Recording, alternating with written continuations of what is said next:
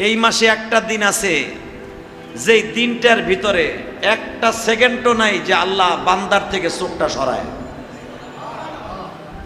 সেটা হলো আরাফার দিন। আরাফার দিনে যদি কেউ রোজা রাখে এক বছর রোজা রাখার সওয়াব পাবে, এক বছর গুনাহ মাফ হবে, একটা উমরার সওয়াব পাবে।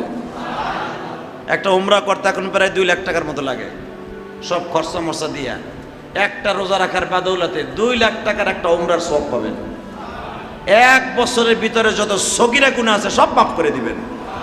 গুনাহ কবিরা খালেস তওবা করলে আরাফার দিন আসরের নামাজের পরে ইফতারির আগে যদি দোয়া করে, আল্লাহ গুনাহ কবিরার দোয়া করছি, তুমি আমারে মাফ করে দাও, গুনাহ কবিরাও আল্লাহ মাফ করে দিবে।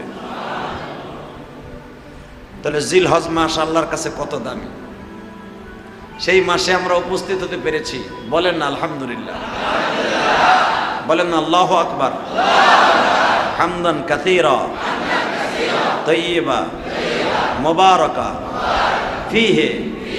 এই তাসবিহটা পড়লেন কার? এই মাসে এই তাসবিহটা বেশি বেশি পড়বেন। সুবহানাল্লাহ, আলহামদুলিল্লাহ, লা ইলাহা ইল্লাল্লাহ, আল্লাহু আকবার, আল্লাহু আকবার ওয়ালিল্লাহিল হামদ। এটা তাসবিহটা বেশি বেশি পড়বেন। খাবার টেবিলে বসে খানা খাওয়ার আগে পড়বেন। আপনার বিবিরে শিখাই দিবেন যে এই মাসে এই তাসবিহটা যে যত পড়বে আল্লাহ তার কঠিন বালা মুসিবত থেকে হেফাজত করবে। আপনি ঢাকার ভিতরে বসে বুঝবেন না প্লাবিত মানুষের কষ্ট, আপনি নিজের বাসায় বসে বুঝবেন না বস্তির মধ্যে যারা থাকে তাদের কত কষ্ট। আপনি বস্তির মধ্যে থেকে রেল স্টেশনে যারা ঘুমায় বালিশ ছাড়া, ইট মাথায় দিয়া, ব্যাগ মাথায় দিয়া, তাদের কষ্ট বুঝবেন না। কথা বলেন না কেন? খাট পালঙে যারা আরামে ঘুমান তারা বুঝবেন না ফলোয়ারে ঘুমানো কত কষ্ট। ঠিক জিলহজ মাসের কদর কি তারা বুঝবেন না যারা জিলহজ মাস সম্পর্কে জানা নাই। জিলহজ মাসের ফজিলাত যদি উম্মতে মুহাম্মাদি জানতো, অন্তত 1 তারিখ থেকে নিয়ে 13 তারিখ পর্যন্ত একটা নিঃশ্বাসও তারা তাসবিহ ছাড়া ছাড়তো না। আমার নবী জিলহজ মাসের 1 তারিখ মা আয়েশাকে ডেকে ডেকে বলতেছেন, লম্বা চওড়া হাদিস, আয়েশা জানো এটা কোন মাস? কোন মাস?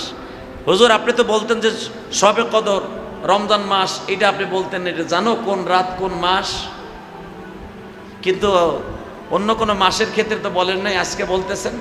নবী আমার বলেন এটা এমন একটা মাস যেই মাস সম্পর্কে আল্লাহ বলেছেন, মান হাজ্জা লিল্লাহ ওয়ালাম ইয়ারফাস ওয়ালাম ইয়াফসুক রাজাকা ইয়াউমিন ওয়ালাদাতহু উম্মুহু।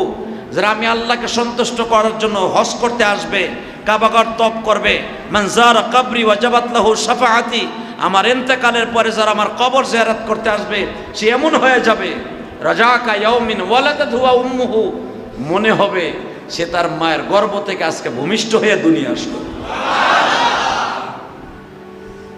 মা আয়েশা চোখের পানি ছেড়ে দিয়া ওড়না দিয়া চোখ মুছতাছে।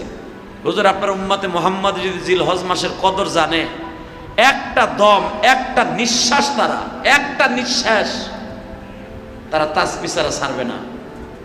নিঃশ্বাসের সাথে আলহামদুলিল্লাহ, লা ইলাহা ইল্লাল্লাহ, সুবহানাল্লাহ, আলহামদুলিল্লাহ, ওয়ালা ইলাহা ইল্লাল্লাহ, প্রত্যেকটা নিঃশ্বাসে নিঃশ্বাসে আপনার উম্মত তাসবিহ পড়বে।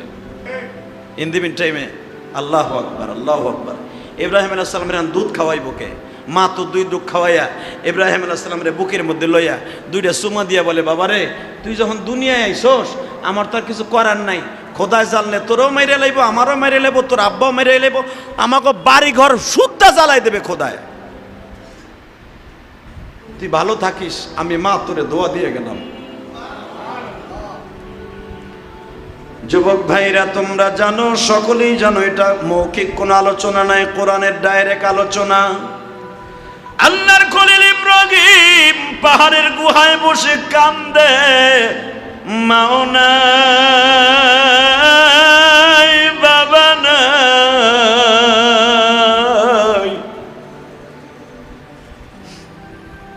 ইব্রাহিমের মা মনে মনে ভাবলেন, যেই গর্তের মধ্যে আমি ইব্রাহিমকে প্রসাব করেছি, যদি ইব্রাহিম ক্ষুধা লাগলে কাঁদে, কান্নার আওয়াজগুলো শোনা যাবে, নমরুদের বাহিনী আওয়াজ শুনি আমার ইব্রাহিম রে আশ্রয় মেরে ফেলবে।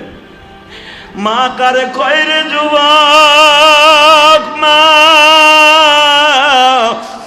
জনম দুঃখিনী মা,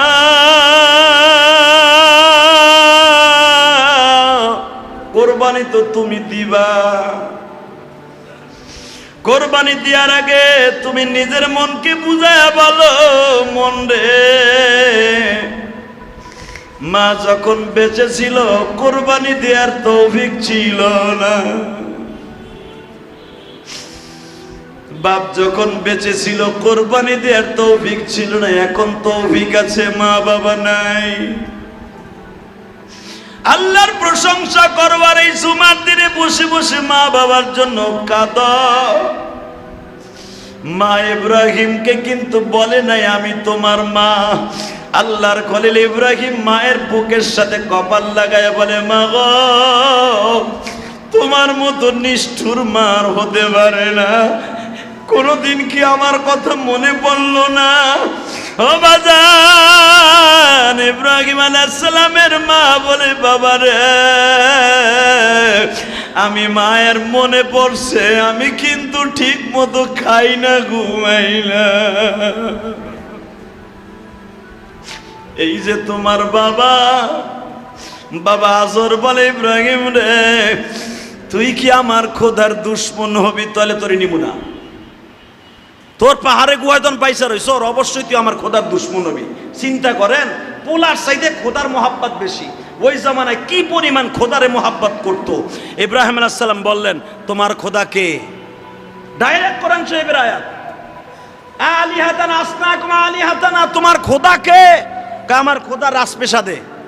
ইব্রাহিম আলাইহিস সালাম বলেন, তোমার খোদা রাজপেশাদে, আমার খোদা আসমানে। আরো জোরে বলতে পারেন না? ইব্রাহিম আলাইহিস সালামের বাপ আজর কয়, তোর কথার সাইজ ভালো না, তোর নিমু না, তুই এনে থাক, তুই একটা অঘটন ঘটাবি, আমার বাড়ি ঘর পোড়ায় দিব। ইব্রাহিমের মা বলে, ঘর পোড়াক আর বাড়ি পোড়াক, আমার পোলার আর পাহাড়ে গুহায় রাখবো না, ওর আমি বাড়িতে লয়ে যাব। মা কারে কয় দেখছেন? আপনারা জানেন ইতিহাস।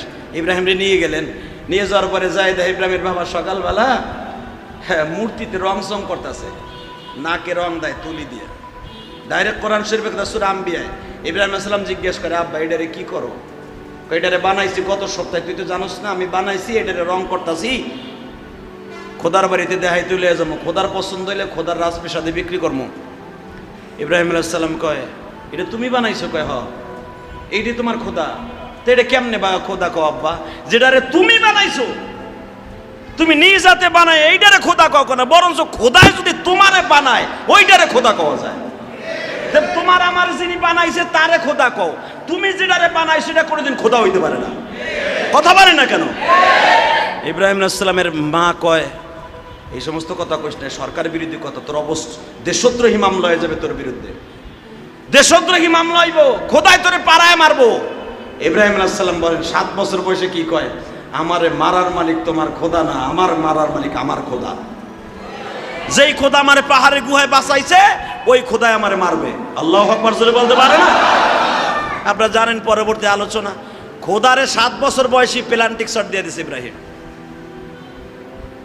শুধু আপনাদের খেদমত আরজ করতে চাই, কোরবানির সামনে ইব্রাহিম আলাইহিস সালামের জিন্দেগি যদি পাহাড়ের গুহার থেকে আল্লাহই প্রদত্ত হয়ে থাকে, আল্লাহকে ভালোবাসার জন্য প্রতিটা কাজ করে থাকে, ওই ইব্রাহিম আলাইহিস সালামের সুন্নাত আবিকুম ইব্রাহিম, উযহিয়া সুন্নাত আবিকুম ইব্রাহিম, এই কোরবানি কিন্তু ইব্রাহিম আলাইহিস সালামের সুন্নাত, আমার নবীর কথা, এই সুন্নাতটা আপনারা আদায় করবে।